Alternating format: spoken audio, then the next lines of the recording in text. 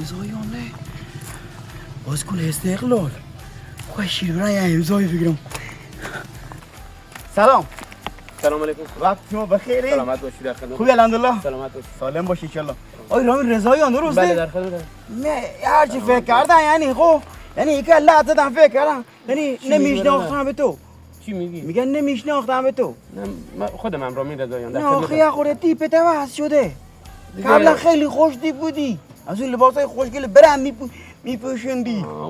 اون پیرانه نگاه کن اگه میخوای بهتر با هم صحبت کنی من زبان شما بلدم چون یعنی تو رودونی بلدی گپ زدی؟ بله برادر. مکو شوخی. چون قرار امضا کردم با اتحاد رودون. مکو شوخی. 2 سالم بسه. فکر به خدا. ایوالا. کی فکر یعنی بیا تو رودون بدرخشیو. مثلا میخوام یعنی امید دارم رودون برو تو جاماسیا. والا قرار دیگه آقا چشمی بیارم. یعنی اصلا اون شعبه دوم استقلال داری. دم تو مسئولیت هم. خب نه تو داستان چیه؟ داستان 2 هفته پیش یه هفته پیش آقای خیابانی تو برنامه زندهش گفته که آقای رامین رضاییان با لباسی توی نپوشه قیمت نپوشه ما هم واقعا متحول بودیم. به خاطر چه؟ اگه خیلی گرونی به خاطر که اگه لباس هدکل طولی موتور برکه خریده به بیمارستان ما خرید تو؟ ها دیگه من پیران و فرو تو خرید و دادم به بیمارستان.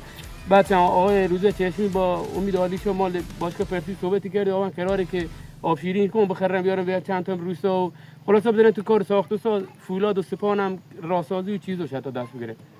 من الان دیگه ان شاءالله که فردا تمرین زمین آقا یه عکس یادگاری بفرمایید دست در نکن ان شاءالله که جاده و نبسازی ان شاءالله. ممنون. بکنی؟ خداحافظ. اگر راستی هندون گمتاری؟ بله هندونگو به مسعود جمعه چه؟ جمعه که آقای مسعود جمعه آقای خفاست که اما امام جمعه ما در خدمت امام جمعه امام جمعه امام جمعه ایسک شما